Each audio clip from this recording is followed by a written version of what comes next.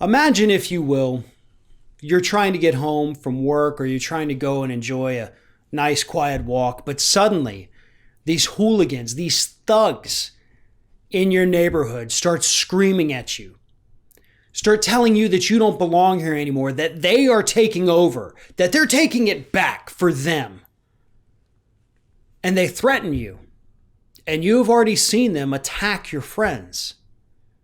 Maybe not that day, maybe the day before. But every time you go out, those people are there. They have made your neighborhood unsafe. And no, folks, I am not talking about Antifa. I'm actually talking about elderly Trump supporters down in the Florida retirement community called The Villages. Now, just a few years ago, The Villages was known as the place in the United States with one of the highest rates of sexually transmitted diseases, but today it's known for something else. It's known for having such a violent, elderly, Trump-supporting population that it has essentially erupted in a civil war down there in South Florida. You have the Trump-supporting elderly and you have the Biden-supporting elderly folks down in this retirement community. And for weeks and weeks, there have been reports of fights breaking out among all these senior citizens over their politics. And for the record, most of it, yes, is the Trump supporters being the aggressors.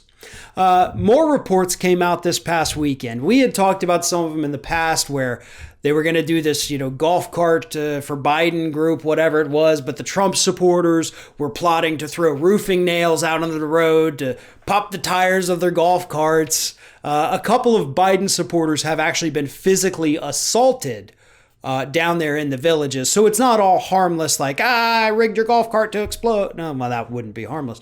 But you know what I mean. Like, there actually are physical fights breaking out amongst this elderly population. And I'm sorry for laughing, but it's kind of funny, right? These are elderly Americans. They have all retired. This is a retirement community. These folks are living down there in South Florida, high on the hog, because the Villages is not cheap. These are all well-to-do people. Some support Trump, some support Biden, but either way, none of them are ever going to see their lives significantly change regardless of who gets elected. So they're essentially fighting over nothing. They're fighting over nothing other than the fact that they are so intolerant of one another, which pretty much is the Trump people against the Biden people are the intolerant ones, that they can't even stand to be around them anymore. That's how divided this country has become. They can't stand to be around them. They can't stand to see someone that has a different belief than them. That's how sick this little retirement community has become.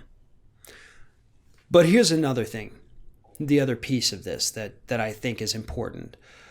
We have seen lots of people, lots of them on Fox News actually, talk about all the people up in Portland.